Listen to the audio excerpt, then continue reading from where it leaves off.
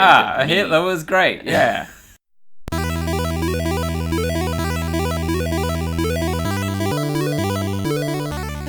Hi, I'm Allan. And I'm Russell. And this is Popculture Pontification. The show where we talk about movies and games and other pop culture paraphernalia. You hesitated, so briefly after I said, hi, I'm Allan. And it was probably imperceptible to everybody else. But I noticed, the slight hesitation, and I almost scrapped it and made us do it over again. Such a perfectionist. I suppose because I've heard it happen so many times. And it's not like we've done it 12 times, because that's the amount of episodes we've done at this point. Yeah. We've done it 30 times. Yeah. The amount of times we flub it halfway through the intro. So I've really, tuned into, the natural gap nuances. we have. Yeah, the nuances. I was building anticipation. That brief extra gap. Yeah. Who's it going to be? Could it be? Oh, it's Russell. Yay! Oh, it is Russell, yeah. You're really building up your brand. Yeah. So how are you, Russell? How are you doing? Pretty good. Work's settling down. Yeah? Yeah. Yeah. Weather's a bit cooler this week. It is. Still moderately warm in here. It's 33 degrees today, I think. It's miles better than last week. Oh, absolutely. It was 10 seconds into the podcast, we wanted to stop and just go jump in the freezer. Yeah. So what have you been up to this week? What have I been up to this week? On the pop culture front, not a great deal. I've been addicted to Making a Murderer. Yes. Which is a new documentary show on Netflix. Now, I know nothing about this. Okay. So allow me to guess what it is about. Right. Making a Murderer is a TV show where a serial killer gets someone who is not a serial killer and tortures them and makes them kill people. So he's making a murderer to sort of accompany his sadistic pleasures. Almost. Not quite. Am I close? How close am I? It's a reality show, like The Apprentice. Oh, God. Where a dozen wannabe serial killers have signed up. I really enjoy killing tiny animals. I feel like I got a lot of potential and I can bring a lot to this group. No, I'm joshing you. Messing about. The show Making a Murderer is a documentary about a man in the US who was in the 80s was wrongfully convicted of raping a woman. Delightful. And he didn't get out until 18 years later when new evidence came to light that exonerated him. Now, did she accuse him falsely? Or was he just caught up and was thought to be the guy who actually did it? He was a suspect. And the documentary paints a picture that the police department, for personal reasons of some of their staff, had a grudge against him. They were out to get him. So they were very willing to believe, and they encouraged the victim to believe that he was the culprit. You got a line of guys and he's in there. And she's like, I'm thinking he was number 2. And they're like, no, you sure it wasn't number 3? Point out the guy. And she's like, oh, yeah, him. And they just move her on. Oh, there we go. Ah, yes. Yeah. Convicted. To jail with you. Anyway, that is all resolved within the first episode. And so I was kind of thinking, maybe it's every episode is about a different wrongful conviction. You didn't think that it wasn't called Making a Rapist instead of Making a Murderer? Well, yeah, I thought that was a bit weird. But anyway, after he gets out for his wrongful conviction, he goes on to sue the police department for $36 million. Seems like a very specific amount. Well, it was worked out he'd been in prison for 18 years and it was $2 million a year.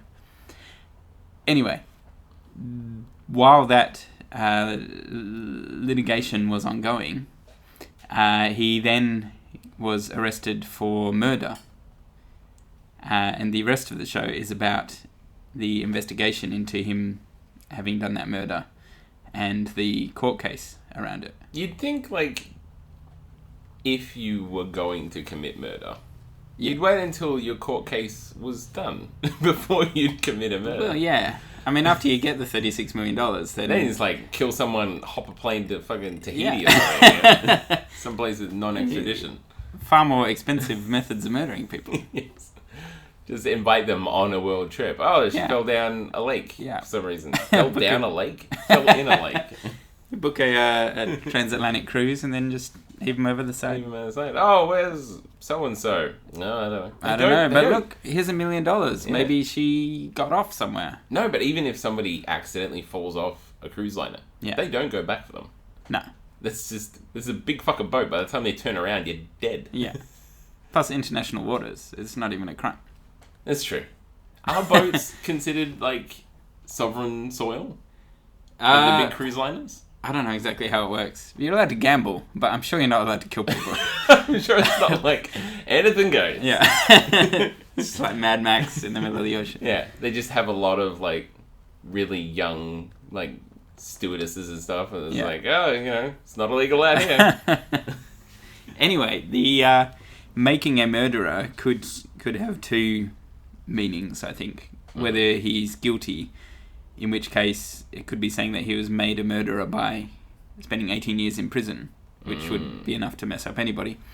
Or what the rest of the show seems to be heading towards is that perhaps he's not guilty. And the police are making a murderer, in inverted commas, by planting evidence against him and... Now, you said this was a documentary. Yeah. So this has already happened. Yes. So you already know the result. No, I haven't looked up what happens. I could, yeah.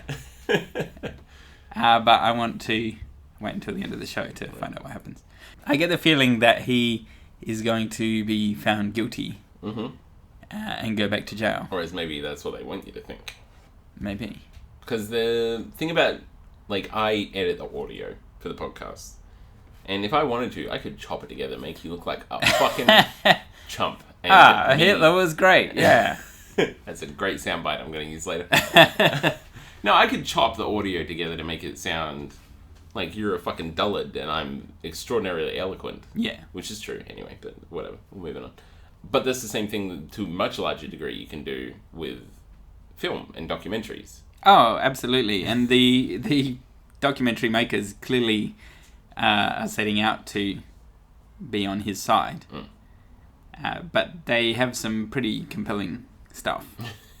Because like, he was standing there with a knife in his hand saying, why did I kill him? Why did I do it? But they apparently can record like video of trials in America. No, surely not. Yeah. They haven't been able to for years. That's why the whole point of like sketch artists and stuff. Well, maybe that's just an Australian thing. No, that's like, I've never been to court in America. Judging by every exposure to pop culture, they have like the sketch artists in courts in America. Well, not in the state of Wisconsin, apparently. Maybe Wisconsin's like plays pretty fast and loose with this sort of business. They do have like peculiar state laws there, so who knows what's going on. Just come on, America, get your shit together. Unify yourself. Yeah. We're almost as big as you. We've pretty much just got one set of laws. Oh, well, we're not really that, almost. We're like half as big as California. No, I mean Australia. Population. Yeah. Oh, population-wise, yeah, nowhere near. Yeah. Size of the country, though. Oh, yeah. Yeah. Anyway, it's a really good show. It's obviously got a message it's trying to put across, but as long as you're aware of that, it's very, very interesting. Now, is the person in charge of the documentary this guy's like brother or something? No. 'Cause... Oh, the suspect and his family and everything are like hillbillies. Oh, really? Yeah. Mm. And so you don't feel for them at all? No, I mean you do sympathise with them, but they don't have the intellectual grounding to create a documentary like this. Because if this is just like a grand plot so that they got a really great appeal process, if he's convicted. Yeah. Well done. Yeah. You put the legwork in. But they've been... this case happened like 10 years ago, so I could definitely find out what happens in the end. If I'm going to find out what happens. And then don't tell me. I'm going to threaten you every time you don't do what I say to tell you what happens. I've got 3 episodes to go, so you can't hold it over me for very long. But a lot of the footage of his family and of people they've interviewed during the course of it is from that time. So they've been working on it for 10 years or so. Okay. Do they often mention how, like, this country's going to hell because of that new black president that's going to come into office? No. I think they edit out all the racism. I wonder how much of it is just like, well, this would have happened if George was still in office. Actually, one thing that they kind of brushed over that would... Like, they could have focused on if they didn't want to paint a sympathetic picture of this guy, is when he was a kid, he, like, threw a cat into a fire. What? And he was like, oh, I was just trying to throw it over the fire. And the documentary maker's like, yeah, seems fine.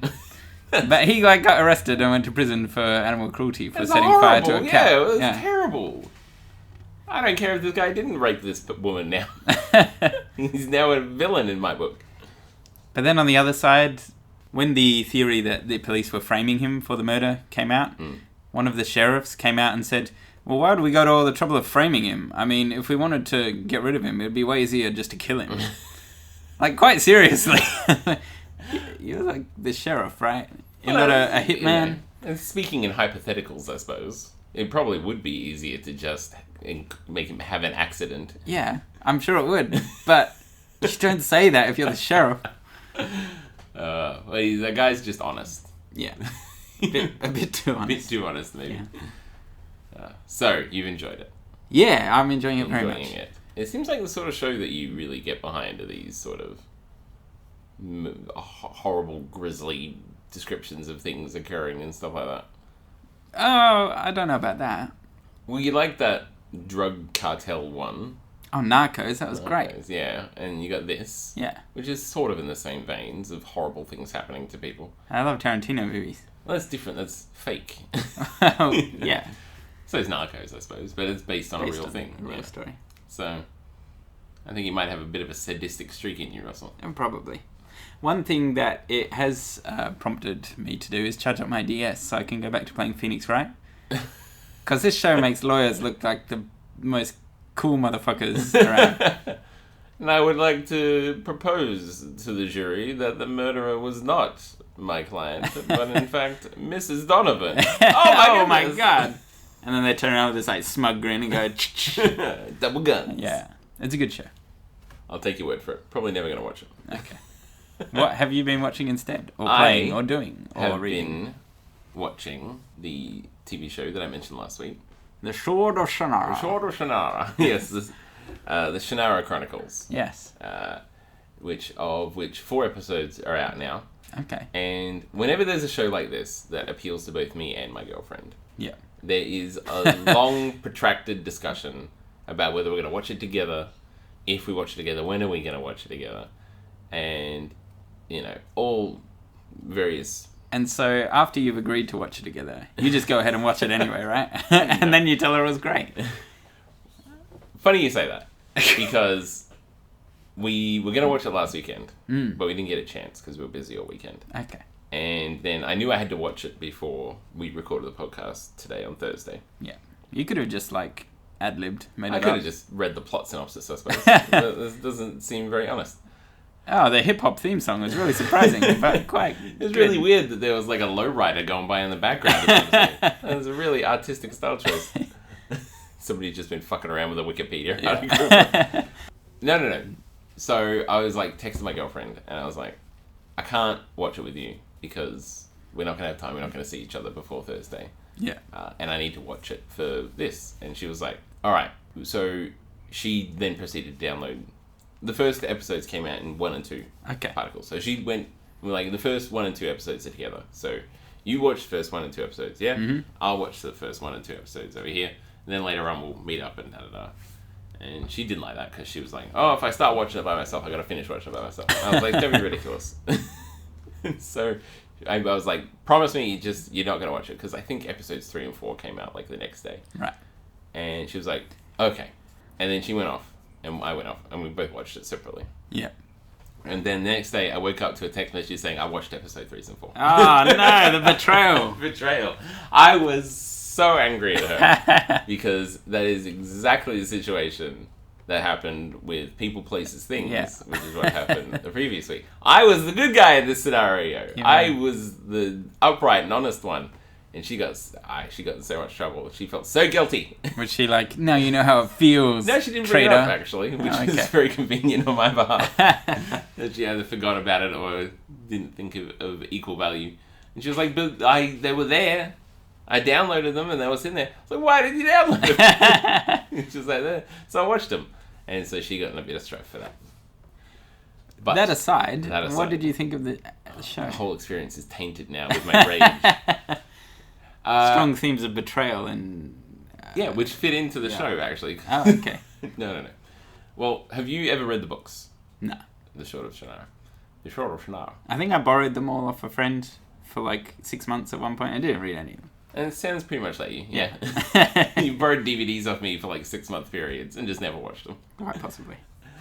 Okay, so the basic plot is there is this tree in this elven kingdom that is locking away like all these evil dudes, demons and stuff. Yeah. As long as the tree lives, nothing bad will happen. You know? Like the bad dudes won't get loose. And everything carries on calmly and the tree everything's doesn't get harmed at all. It's just a documentary about elven lifestyles. Right. So it's this odd stylistic choice they went with. Yeah. But the thing is that it is set on Earth. Ah. And it's set in the future, like after humanity has been, like, something bad happens. Yeah. I don't know exactly what. And wait, let me guess. Mm-hmm. A massive multinational corporation discovers there's oil underneath this tree. And so they want to like drill down and get the oil. Yeah, it's a real political drama. Yeah. No. Something's happened in the past that's destroyed the Earth. Mm-hmm. And now all of a sudden magic's real. And humans have split off in all to these different factions, like elves and trolls and gnolls and stuff like that. Like little whatever, I can't remember all of them. That'd be a pretty good trade. Like if there was an apocalypse and it wiped out half the world's population or whatever and destroyed all the cities, but magic was real. Magic suddenly became real. I might take that trade. Like druids seem to be the main focus of this. I read like a couple of these books like 15 years ago, so my memory of it is very spotty. Is there a sword? The druid has he has this sword handle that he like ching and it like just extends out into like a cool like druid sword that like glows green and stuff. Like a lightsaber? Yeah, a little bit. Except it's metal. Right. Okay. But the plot line seems like so weird because they're like quite often they're like thousands of years ago when the calamity occurred that split the races and stuff like that. Yeah. And then there's like a car sitting there. Like a rusted husk of a car. So if it was 1,000 years ago and it was out in the weather, that would be gone. It'd be dust in the wind, you know? And then like there's a helicopter corpse just laying there. I'm like, you ever wonder how they made these things fly? And I was like, well, it shouldn't be there for starters. You know, it's not made of diamond. Well, you don't know that. Well, I don't know, maybe. Maybe in the future all vehicles will be made of diamond. And there's like buildings like collapsed over there. I think it's set in Seattle because I think I saw the Space Needle sitting there. But it's like sitting over at a weird angle. I was like, that thing's just made of metal. You know, it would be destroyed by this point. Yeah. It's like big cruise liners and stuff just laying about the place. But yeah. I mean, get it together, Erosion. Yeah, you really dropping the ball. Really dropped the ball on this one. Yeah. It's very entertaining. I'll grant you that. That's good. A lot of these like made-for-TV sort of sci-fi fantasy shows and stuff like that really drop the ball on like the effects and stuff like that because that's the expensive part, I would assume. But the effects in this are pretty well done. Yeah. You know, and it's not like high magic. It's not like people throwing lightning bolts and stuff around. Yeah. That does happen. But there are areas in which like the bad guy, like which is a elven druid that fell to the demons and stuff like that, who's much more powerful than the good druid and stuff like that. He's like calls up this massive shield to protect him until the tree dies and all this sort of stuff. Yeah. And the effects are, pretty good. Yeah. They seem to be really blowing through the plot like super fast. Okay. So, it's like in the first 2 episodes, we meet all the main characters. They all die. They get resurrected. Yeah. No. I'm not going to go into too many details. One of them starts having visions about the death of everything. This is like first 5 minutes. The tree starts dying. Bad guy shows up. Good guy shows up. You meet the chosen one. And they're just like zipping all over the map so quickly. It was like, oh, we better go to the Elven Kingdom. It's ages away. All right, we're here. In the next scene, it like cuts. They're arriving. Here we are. 5 Element Ninjas. Yeah, pretty much. But yeah, so they're zipping about all over the place, and everything is having a very frantic pace. And I know it was a really big book series. Yeah, they probably got like 90 books to get through. Yes, exactly that many. Yeah. But yeah, they just go through it so quickly that is like it feels like really rushed. That's about my only criticism of it. But you're finding it enjoyable. Yeah. I don't know, maybe they've just like really tried to grab people with the first couple of episodes and like, it really slows down after that. I wouldn't know, Layla. Oh, you haven't got to 3 and 4 I haven't watched the next ones. Okay. Is she going to rewatch them with you? I'm going to make her. She's not going to have a choice about it. But I would recommend it if it's like fantasy and all that sort of stuff is your thing. Cool. Maybe I'll look it up. Yeah, it's like bad guys and like raiders and bad guys. This is pretty good actors in it, you know? You should have a look. I shall. What else? What has he been up to? Well, as we know, David Bowie sadly passed away. Sir Lord David Bowie. Was he a sir? He probably was a sir. Probably, yeah, I don't know. Yeah. He's British.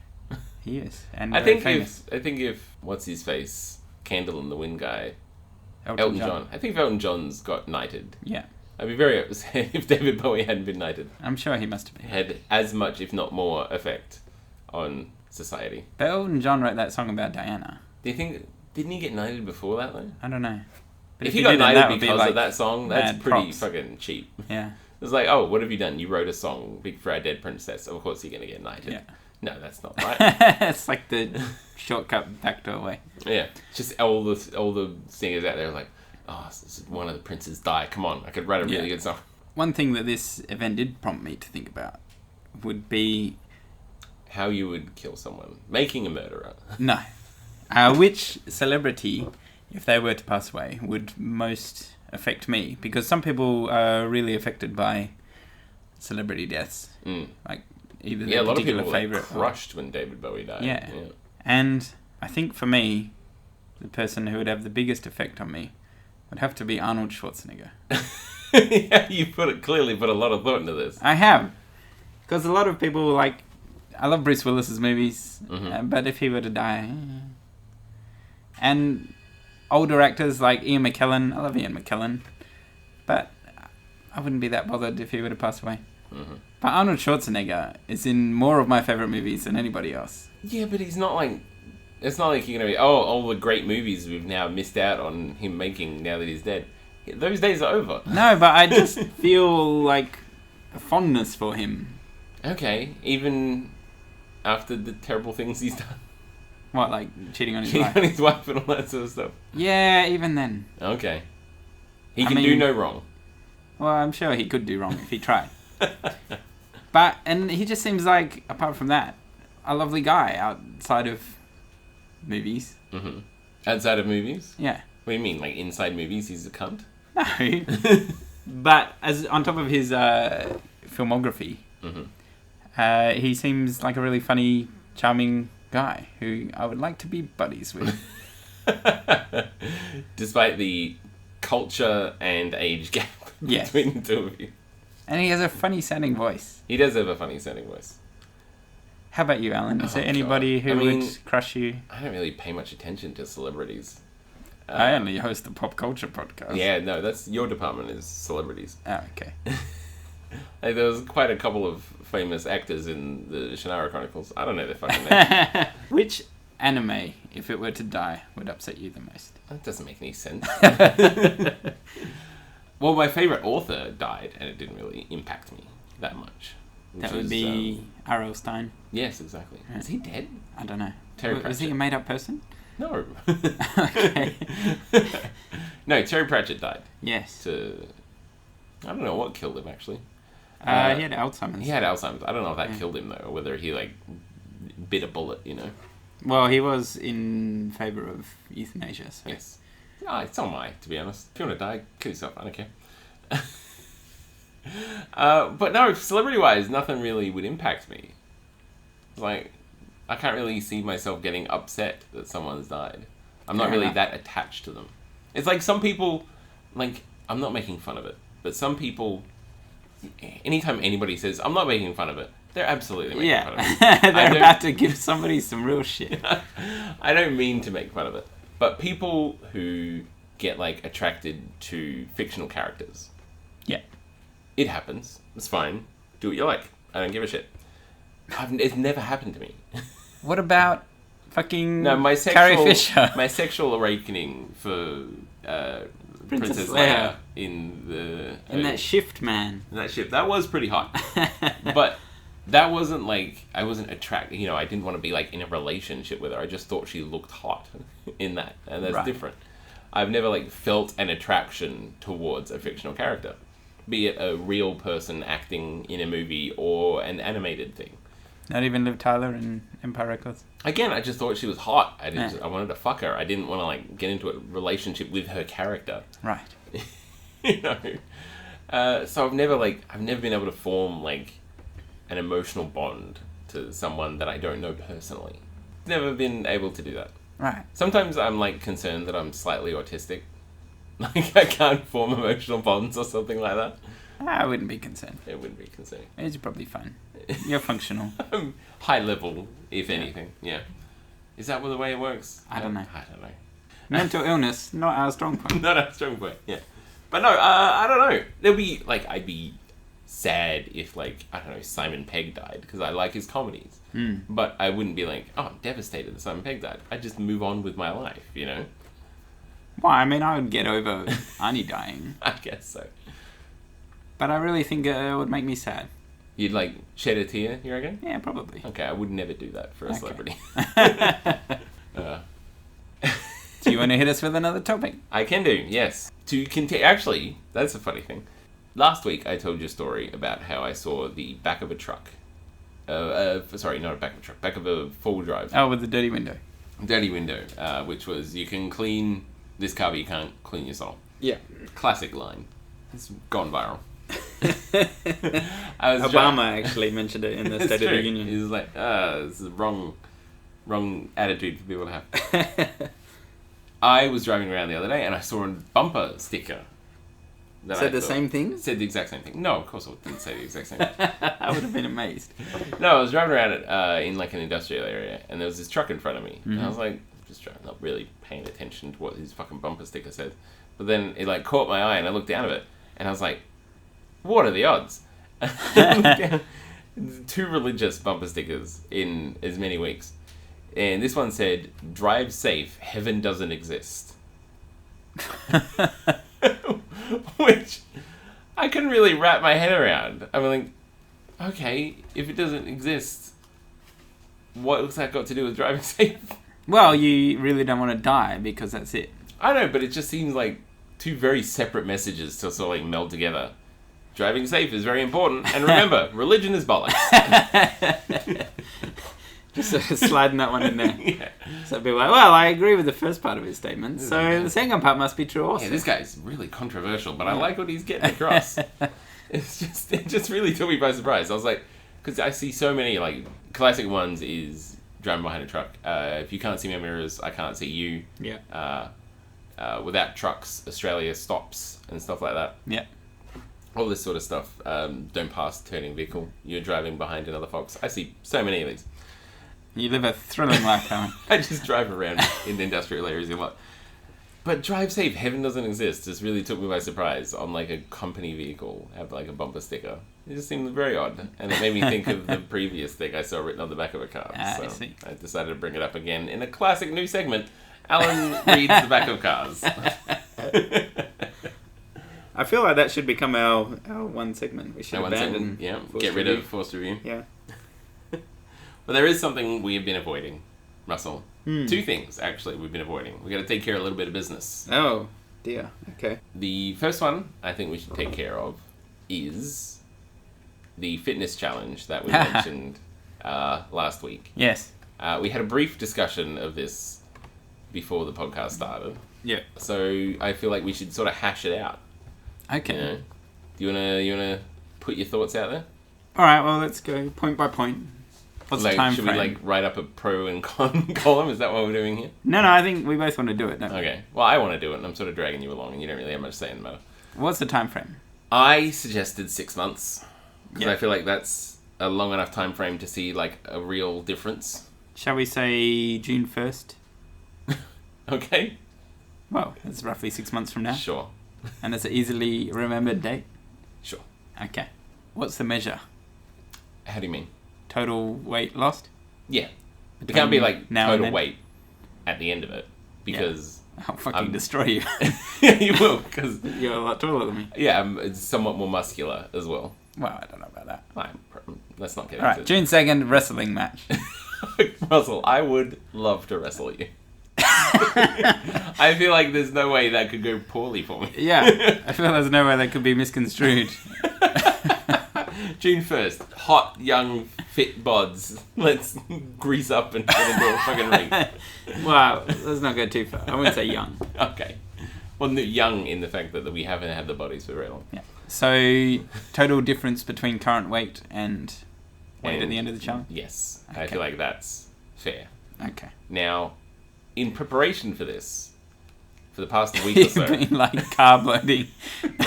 I've actually eaten... You've drunk like 6 litres of water today. No. I have actually eaten Hungry Jacks like 4 times in the last week. Now, whether that was me just trying to get it out of my system before we start this, or subconsciously I was like, yeah, this will really fuck up the scale so I can get more to go on. Actually, I used to watch The Biggest Loser, and one guy actually got kicked off because one week when he had the immunity, so he couldn't get kicked off, he drank like 3 litres of water immediately before weighing in. Oh, really? Yeah, just to boost up his weight that week. Why is that a good thing? Well, because then the next week he could easily lose a lot of weight just by not drinking as much water. Mm-hmm. And everyone's like, that's dodgy as hell. Get the fuck out. It seems like they would monitor their intake. Well, yeah, they're on TV all the time. Actually, yeah, that show, I hate that show. I hate The Biggest Loser so much. The horrible things they do to people in that show to make them lose weight. Well, that's not natural for people to lose weight that quickly. No, it's not, but it's not like, natural to be like 300 kilos. Well, yes, but it's also horribly, horribly dangerous to like go from 0 to fucking 150, which is what they do in that show. Yeah. And then just keep them at that level. And I read like a blog post or whatever, a news article, probably more likely way of saying it. Yeah, it was on the back of a cereal box. No, it was from one of... Because they signed non-disclosure agreements. Right. So like, even years after they do the show, they can't tell about their experiences while they were filming. Really? Yeah, because of the awful things they do to them. Oh, okay. Like the awful degrading things they do to them to like push them to just keep running and keep losing weight, because that's what brings in the money. Right. But this woman was like, fuck it. And she then just wrote this big expose about all the stuff they do, about how like they'll be like running, and they're like, go to the doctor after they finish the show, and they're like, how are you walking? Like, all your shin is just like splintered and fractured and stuff like that, because they just make them keep running.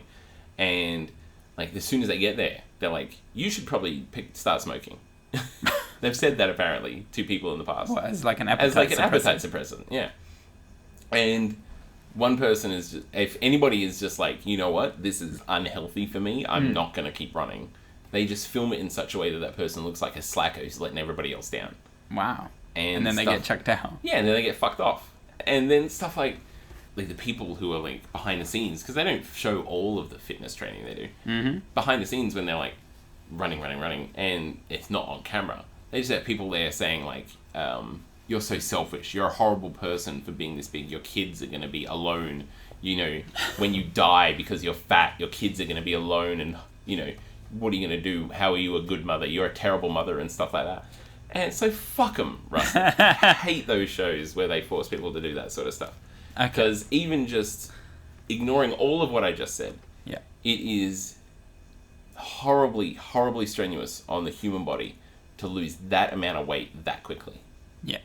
And they do, like, they catch up with people after the show, like 6 months later, and they're just fat again. Because not always. I've seen those women's magazines covers. Yeah, but vast majority of them right. have just put the weight straight back on because they didn't learn anything. They just went there and are tortured for 6 months or whatever and then they're just sent back to their old lifestyle, and they just fall back into bad habits. So it's fucking useless. I fucking hate it. Never mention it again. Right. That's our second new segment for the week. Allan's Soapbox. I don't like reality TV because I think it's a load of shit. Mm-hmm. And B, I hate like shows that are like, oh, look at all this success that this person has, and they're just treating people like bollocks. Anyway, so our weight loss challenge. Yeah. Next question, possibly final question. What are the stakes? What's riding on this? What's riding on this? Has to be enough to motivate us. Okay, but it can't be like illegal. So, well, what do you think? I don't know. Cold hard cash? You want to put some money on the line here? Maybe. Well, the traditional way to do a weight loss thing is that every week or so you chip in a pre-specified amount into a kitty, and the person who wins gets the whole lot. There's only 2 of us, so. Well, yes, but over 6 months. So might as well just like. But like the idea is that you make it a low amount, like $5. Yeah. And then over 6 months, that $5, if we put it in every week, aggregates to whatever. $10 a week. $130. Yeah. Probably more than that for 6 months. 52 weeks in a year, 26 weeks in half a year. Yeah, so 20 weeks, 26 times 10 is 260. $260. That seems like a low. Maybe like up it up. How much do you want to put on the line here? I don't know. Is there something more compelling than money? There's usually, it's usually like do something humiliating if you lose, which is the prize for the winner because they don't have to do it. No, I don't like humiliating people, especially myself. You're coming in real confident. Yeah. There is destruction of property.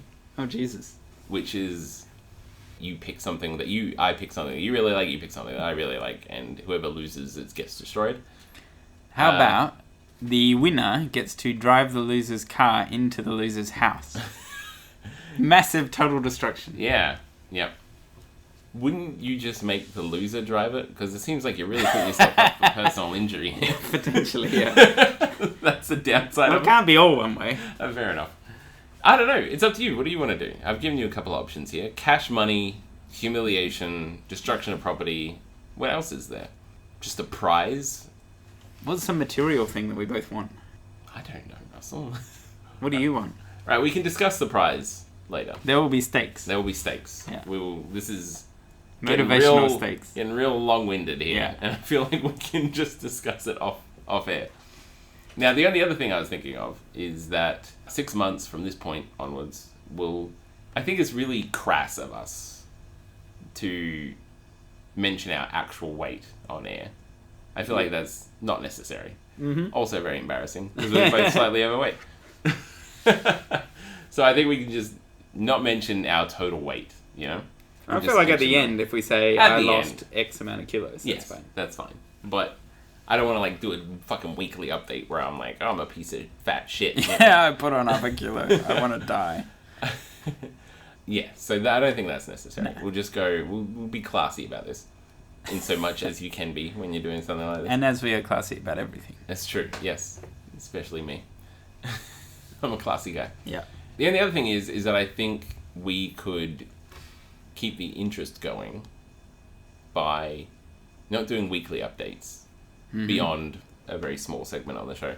But we could do like some blog posts about the weight loss challenge. Oh, yes. I think that'll be like a good diary sort of motivational tool. You know? I don't want to give you any tips, though. What tips are there? Eat less, move more. There you go. The secret to weight loss. Damn, you found out my strategy already. So, yeah, I don't know. I feel like it would be a good way to keep track. Okay. Even if we had a gentleman's agreement to not read each other's blog posts. Which I could easily agree to. My blog post will be about, I slipped some more fat into Allan's dinner last night. I snuck into his house. He had some fruit. I just poured lard all over. You'll never know. Okay. I poured olive oil into Allan's air conditioner. He's breathing that shit in. I just wake up slick with grease. I'm like, oh no, I better lick this off.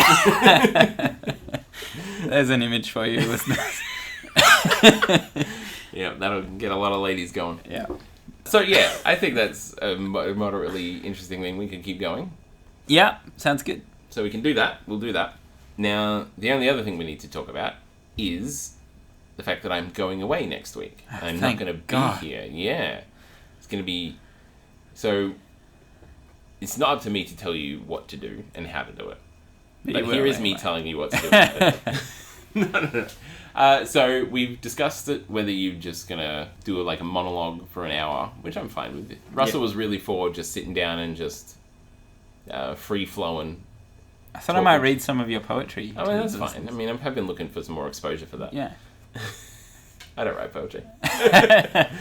Poetry writes me. Yes, that's true. I wouldn't call it poetry, more like the spoken phrase. But written down. But written down. So, guest host next week. Potentially. Is the... Well, yeah, unless you're just going to not do anything. Well, I'm talking to Tom Hanks's people to see if we can get him on the show. Well, he's a man of the people. Jennifer Lawrence, maybe, but I'll see what we can work out. Well, she's busy because of all those naked pictures of her that got released. Well, you could have said all of those movies and awards she's winning. I don't know what she's up to. So, yeah, look forward to guest host next week. Yes. Yes, which will more than likely be our only guest. Russell impersonating a famous person. I would love it so much if I tuned in next week while I'm on holiday and listened to it, and it's just you talking to yourself. Putting on voices. Yeah, just like, oh, hi, I'm Russell. And I'm Steven Tyler. I don't know who the fuck that is. This is the lead singer of Aerosmith. There you go. That just popped into my head for some reason. I don't think he's got a voice like that, but you can play it however you like. You wouldn't know any difference. I wouldn't know every difference. And it's just you, like, and you just edit it, so there's, like, natural gaps and stuff. I would love that so much. But I somehow doubt you're going to do that. I'd have to put a big disclaimer on in front of it as well. Steven Tyler, not in this episode. Please do not sue me, Steven Tyler. Is there anything else you want to talk about? I think we've just about covered everything. Okay. Then I think it is time to move on to Forced Review.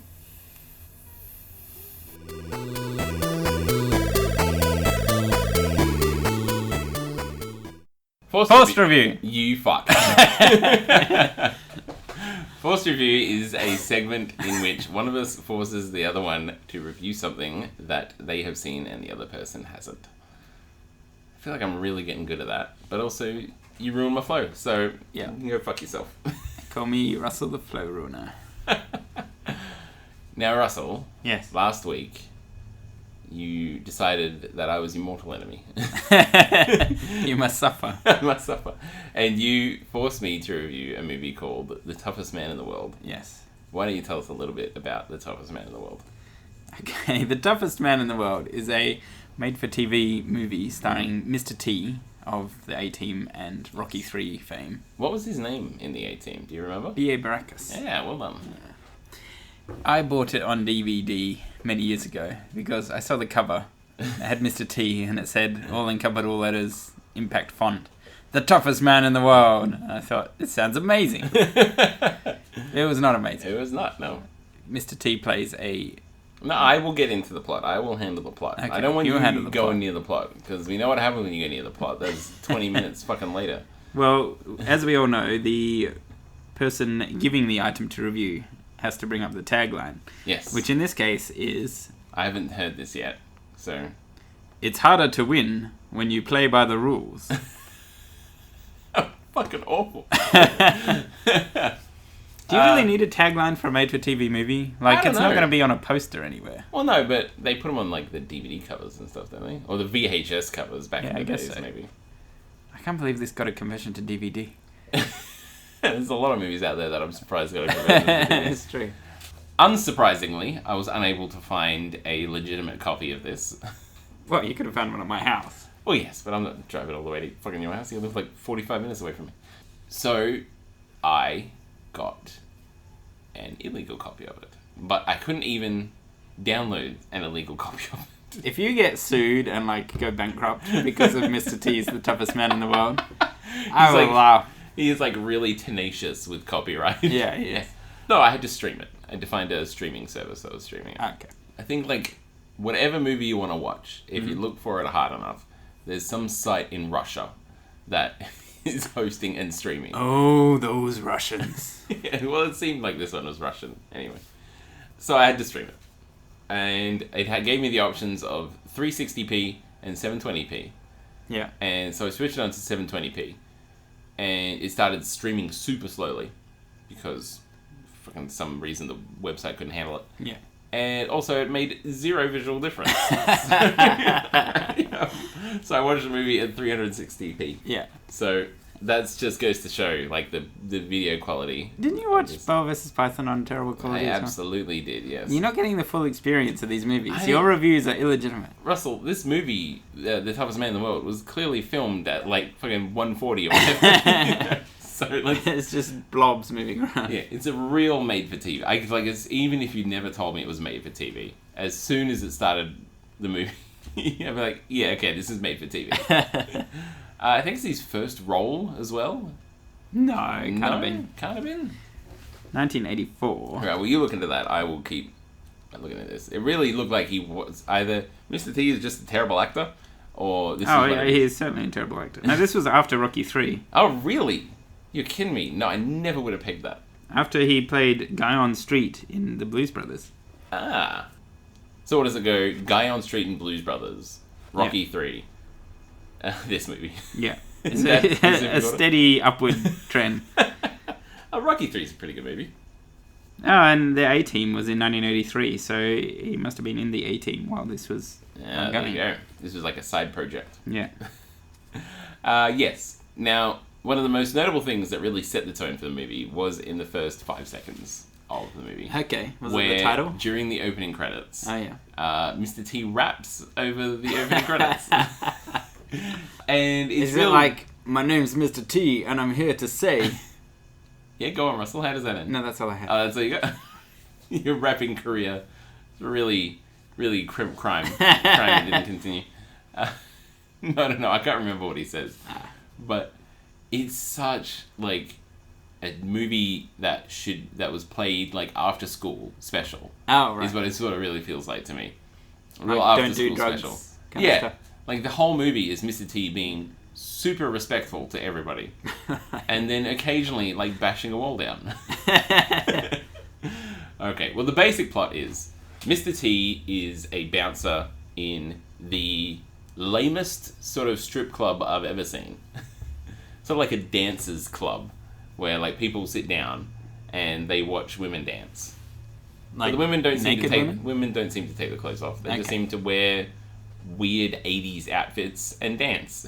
Okay. Stages well, I guess if you're a kid who just got home from school and put on the Mr. T movie, yeah, that's probably what you think strip clubs are about. Basically. But yeah, so he works as a bouncer there, and at the same time during the day, he is a volunteer guy who runs a like after school sort of program for at-risk teens and youth and all that sort of stuff in bad neighborhoods. Like a youth center. Yes, sorry, that's exactly what it is. It's a youth center. I was really struggling for the phrase there. Yeah. So, why haven't we got words to describe this? It really seems like somebody should have come up with a phrase for what I'm describing here. And so he runs that. He doesn't have any sort of license to be running it, so the school shuts it down, and it's all about him trying to raise money to fund it so that he can keep doing it for these, like, kids. Because if you have money, you can get around any sort of government regulation. That's the lesson to take from this movie. They've just cut the funding. Oh, it's the funding issue. Okay. Yeah. Because it's not because licensed. He's like a dangerous criminal. But if he wants to just run it himself outside of the school and just sort of like rent the space from the school, then he needs to get money to do it. Okay. To the extraordinary funds to run it for 1 year of $25,000. Okay. Which seems very low. Maybe in like 1984 money. Maybe. That's fine. I don't remember because I was 0. A tiny baby. I was a tiny baby. I was just born. And so the whole movie is about him, like, it really drags on. Like, it's only 9 minutes long. It's 19 minutes. Yeah. But it's about 50 minutes until you even get a hint of, like, the main plot sort of area. Like, it's all about him. He, like, ejects the world's toughest man, from the nightclub. How did he get this title of the world's toughest man? I'm getting there. Oh, okay. So he kicks the world's toughest man out. Yeah. Then he tries to throw a fate, to raise money, of which he centers around the world's toughest man, who's a dick, huge dick, this guy. I feel like if you were the world's toughest man, you would have to go to like proper strip clubs. It seems like maybe this was like a classy joint. Oh, okay. Anyway. And the world's toughest man, and then there's like a kid that he tries to help correct his life and all that sort of stuff, who like screws up the fate so it can't be run, like cops show up and all that sort of stuff, because he like sold tickets under false pretenses and stuff like that. And he was high as fuck. yeah, just fucking 8-balling all over the place. So, Mr. T enters the world's toughest man competition. Ah, I see. Of which is like all these physical challenges and all that sort of stuff. It just happens to be run in his neighborhood? It just happens to be nearby, okay. And the reason why the big tough guy, the world's toughest man, is in town is to participate in. So he's a returning champion? He's a returning champ. Okay. And so, the weird thing about this is, I'm done with the plot now. Now it's inconsequential. Well, can I just ask? Go for it. This competition, mm-hmm. How do you win? Okay. Is it like weightlifting, or do you have to They get the initial group of people. Yeah. And this is just... This is how I'm just figuring out. They narrow it down by, like, weightlifting. Okay. So there's a big barbell. Yeah. And you got to be able to lift it above your head. And that sort of, like, gets you through the preliminaries. Okay. And from that, they've narrowed it down to, like, a group of 8 or something. And... The world's 8 toughest men. In theory, yes. Yeah. And so then they do this sort of gauntlet. And so it's... Like on Gladiators? It's televised. Well, sort of, yes. But I'm getting to that. It starts off with like a 10K run. Right. And it's all about sort of placement. So you get there, blah, blah, blah. The first person through the door, that's person number 1, and then so on and so forth. Mr. T, position number 1 when he comes through the run. But then from there, they go straight into like push-ups. Right. Who can do the most push-ups in 2 minutes? Okay. And then it goes from there to who can do the most chin-ups in 2 minutes. Right. And then from there, it's like, blah, blah, blah.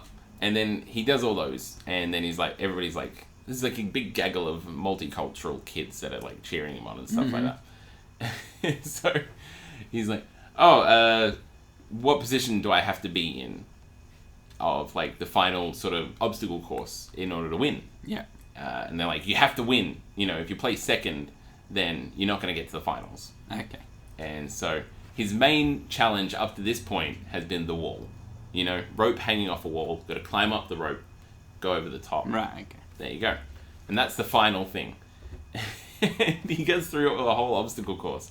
And he's never been able to get over the wall in his training. Yeah. And half the fun of this movie, which I didn't hate, by the way, was watching him attempt to not be good at stuff. So, like, at one point he gets into a boxing ring, and then he has to pretend to be bad at boxing. Yeah. And so he's just doing, like, big lazy swings and, like, stumbling around the place. And you can see him, like, run up to this wall and try to go over when he's doing his training. But he just, like, runs up to the wall, stops, and then starts trying to climb the rope to, like, show off, I can't do it. Mr. T can't do it. Stuff like that. It's like, you clearly can, Mr. T. You're the size of a fucking house. And this is after he's already done, like, hundreds of chin-ups after all camera. those things, yeah. And now he gets to the wall. And the two I'm guys... no good at climbing. I can only do chin-ups. Like, just pull yourself up. Yeah. And at one point, like, he gets as far as he got, which is, like, he gets hold of the top of the wall. It's like, all right, job's done. Just pull yourself over. Basically, just doing a chin-up. Then he falls off, and he's like, Mr. T can't do it. It's my Mr. T impersonation, by the way.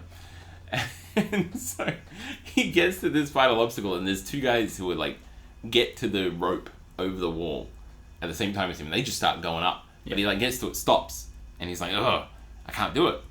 And then everybody's like, oh my goodness, oh no. Come on, Mr. T, you can do it. So he, like, backs up, like he's gonna, like, take a run up. Yeah.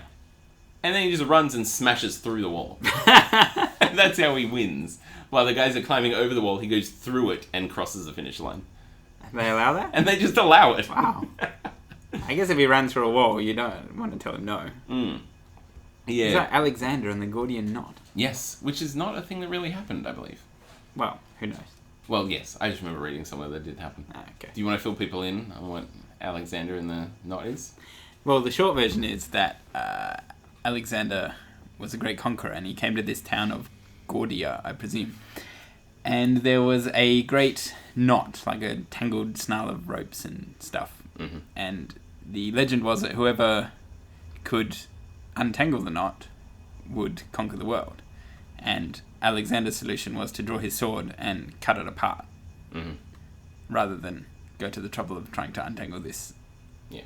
Two problems I have with this. One, clearly they just said, all right, you're going to conquer the world, because he just pulled a sword out and hacked their knot up. And two, anybody who's ever come across a knot in a rope that's really tangled up tight and has been sitting out in any sort of weather knows that it's next to impossible to fucking undo that. Yeah. So no wonder nobody's ever done it. Because like the swells and stuff. It swells, yeah, and it like binds, and it gets, the more you like try to undo it, the tighter it gets and stuff like that. Anyway, there's a whole subplot to this movie where is there a romantic subplot? Sort of, kind of. There's like the school principal, and she's pretty hot actually, and he's like treats her so respectfully and stuff like that. But it's real minor stuff, really made for TV movie. They really ignore the romance. Where there's like these bookies, and there's this at-risk youth that he rescued, that he like confiscates a knife off at the beginning of the movie and stuff like that, and like trying to convert him to being a good guy who runs scams for these bookie guys and stuff like that. And there's a massive underplot where they run a legitimate business that they run all their crimes out of, and they want to fix the fight at the end, because whoever won the obstacle course hops in the ring with the previous champ and like dukes it out. That's what the whole boxing thing is about. Okay. And the whole subplot is they want to fix the fight. So they kidnap the boy. No. He fucks up. You can tell I've watched this movie many times. Yeah, he fucks up the fair that they have. So Mr. T tells him to fuck off. So he goes back to the bad guys. Yeah. And so it's like the kid spies Mr. T being shitty in the boxing ring, runs it back to the guy as they're like, oh, if we can make it look like the champ is going to lose, then, you know, we can drag money out of people and really win this fight and all that sort of stuff. But right at the end, after they are like trying to trick Mr. T to coming to their legitimate business by himself so they can inject him with a drug that like dopes him up so they guarantee the win. Yeah. The big fucking muscle-bound champ, who surely would be at the competition at this point, just shows up and demands like money up front for them winning the fight. What? Yeah, like they like show up and it's like, well, you guys are making money off this. We're making money off this too, but we want a down payment. Otherwise, we're gonna like throw the fight and stuff. But before this, did they give him the drugs? No. And like there's the da-da-da, and it turns into Mr. T showing up there and like, let go of the kid, because that was like the bait to get him there, was the kid calling him up. I was like, oh, I need help, and Mr. T, being the good guy, showed up. And so I expected like this, what I expected to happen was Mr. T would get drugged, and then they would have to go to the competition and they would have to fight anyway, but Mr. T is the good guy, so he's gonna win. But what actually happened was just turned into a huge brawl. Like all the kids and like I think some of the strippers and the principal and the place who he bounces for's wife and like mother and him just ram into this place of business in a bus to like rescue Mr. T and just like really clear out half of the room. It's like could quite easily have killed people. While they're all holding Mr. T down. So it takes like 8 dudes to like hold Mr. T down so they can inject him with this drug. Bus smashes in, and then everybody's like, all these kids ranging from like 6 to 12 just pile out of this bus. And then everybody's just like, get him! And it turns into this massive brawl, and like people are throwing food at each other, because this is like a place where he like rents out tables and cakes and all this sort of stuff. And the big muscle-bound guy there is there, and he's just like observing the whole proceeding until like somebody hits him with some food. So he's like, that's it. And then he gets into the fucking fray of it. And then it's just him and Mr. T duking it out. Oh, really? Yeah, in the middle of this big fucking battle. And Mr. T just fucking knocks him out. And it's not a terrible fight scene. But Mr. T like knocks him out. And then like the guy's like laying there on the ground, and there's like this big tray of like wedding cakes just in the warehouse. Yeah. So like Mr. T pulls the cake out, and everybody's like, "Do it, do it, do it, do it!" And he just upends the cake on the guy's face. I'm the unconscious man. He's not unconscious. He's just knocked down. But then like all these cops show up because obviously one of the good guys called the cops. Yeah. And everybody just shows up, and they're like, "No worries, we got it covered. Off you go." Get out of cops. Here. No. The cops say that to Mr. T. And Okay. And if a person doesn't show up to the fight, then all bets are off. Yeah. And whoever showed up is the winner by default. Okay. And that was like the whole plot. It's like, why can't we just take Mr. T out? And they're like, because if he doesn't show up, then we lose all our bets. All bets are off. Okay. That's why they were trying to dope him to guarantee the victory. Right. But then the end of the movie is them just going, well, let's go get the prize money. Because we just knocked that guy out. So let's just go to the competition and he won't show up. And so we'll just get money. It's basically Mr. T cheated to win. Basically, yeah. But he's like the good guy in the whole movie. Okay. So a lot of that was me just retelling the plot. But I felt the plot was so hilarious that I felt it warranted it. Well, it sounds like you had a really good time. I didn't love it. But at the same time, I didn't hate it. Yeah. It's like, I suppose I went in with the mentality of it's going to be a terrible made-for-TV movie, after-school special. Yeah. But it's got Mr. T in it. Yeah. And the weird thing is, the acting wasn't terrible by everybody who wasn't Mr. T. Like, everybody else is fairly eloquent and a fairly good actor. Yeah. Actors. But then Mr. T would walk into the room and be like, "What are you kids doing?" And really, that was like the one down takeaway from this. It was like, Mr. T just had a really weird voice throughout the entire movie. He has a really weird voice. He does. I'm pretty sure his best acting performance I've ever seen was in those Snickers ads where he drives a tank. Ah, yeah. He's also moderately good in Cloudy with a Chance of Meatballs. What? Where he's the cop. Is he? Yeah. Oh, I'll have to rewatch it. I only know that because I looked up IMDb to look up the name of the movie because I forgot what it was. Yeah. But yeah. Wasn't terrible. Wasn't great. Was just took it at face value. Oh, good. So I think your plot to make me sit there and writhe in uncomfortableness and loathing of you while I watch this movie failed. Wow, I'm glad that you got some enjoyment out of it. Yes. Whereas your plot to make me watch an enjoyable bad movie, which was Boa vs. Python, failed also. Failed horribly because I thoroughly hated every second of that. Yeah. Okay, so... What do you rate it, Alan? Out of 10. Out of 10... Mr. T's. Out of Mr. 10 gold chains. Yeah. Would be the more appropriate one, I feel. Yeah. Let's pretend I went with that. And I'll sound clever. Out of 10 Mr. T gold chains, yeah. I would probably rate it about a 5. Yeah. So... It seems more than fair. It seems more than fair, yes. Now, we got to discuss what we're going to do next week, because I'm not going to be here. Right. Which means that I need to either pick something for you to review that I know more than likely Tim is going to have seen, because he's the only person we've ever had on as a guest. Or we can just decide, what do you want to do? Well, I think you should nominate something for me for when you get back. Mm-hmm. And then that'll give me a good length of time to get involved something with it. Perhaps a bit more complicated than just a movie? Yeah, possibly. Okay. Could be a good opportunity. And then next week with the guest, I will... Figure something out with them. Figure something out. Yeah. Okay. What can I give you? What is a good thing? I want to give you a game. Okay. What's a good game? What's a game? Have you played Psychonauts? No. No? I feel that you should. Is it going to have a shitty port? Like... No, they did a remaster.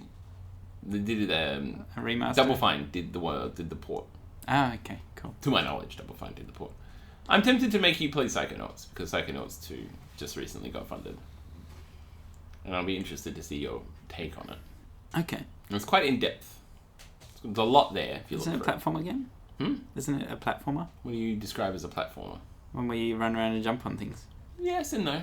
Ah, okay. There's more to it? There's so much more to it. Okay. There's lots of... Is that Beyond Good and Evil, where there's like 5,000 different elements? Yes and no. But yeah, so I will say that if you're going to do something else with the guest, yep, that is what I am going to get you to review. I think you already own it, actually. Probably, yeah. I think you mentioned that you may have owned it at some point, unless it was somebody else, in which case I'm talking out my ass. I own a lot of things on Steam that I've never played. I recommend it. I think if you start playing it, and it works pretty well with controller. Oh, good. I think if you start playing it, you'll really get sucked into it. Alright, one to look forward to then. Yes. So, if you enjoyed this podcast of us not really talking about anything related to pop culture... We talked about some new shows. I guess we did, but it seemed like a lot of it was faffing about. Seems to be more faffing about as we go along than there is pop culture. Anyway. We could change the name of the show. To Faffing About Pontification. Or just Faffing About. Welcome to Faffing About. A show about... Faffing whatever. Whatever comes up. Yeah.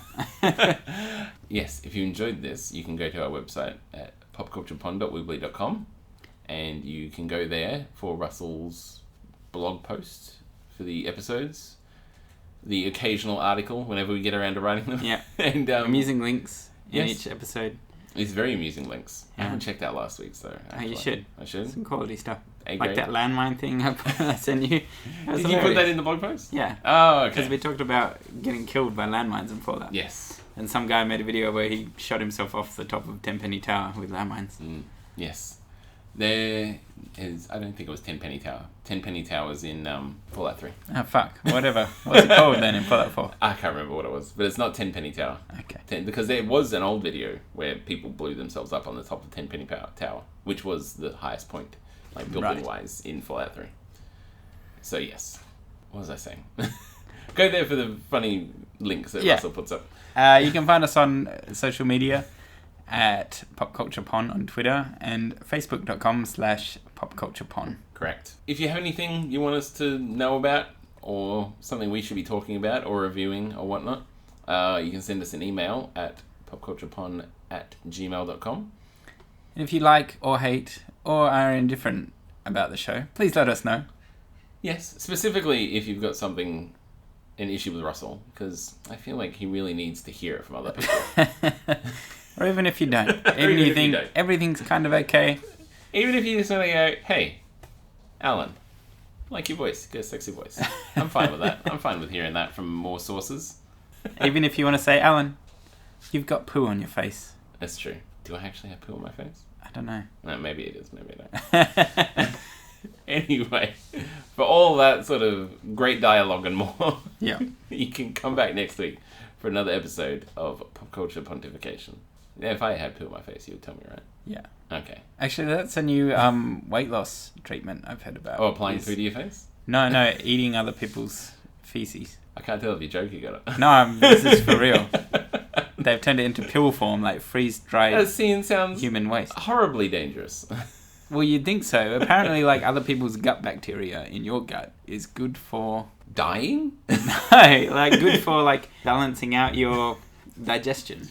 I feel like that's somebody saying, can we make people eat poop? Well, you can't Google it. That's the thing. I wouldn't do it. I wouldn't do it. But it seems like it's a real strategy where people are like, I will bet you $10,000 you can't make people eat poop. It's like, challenge accepted.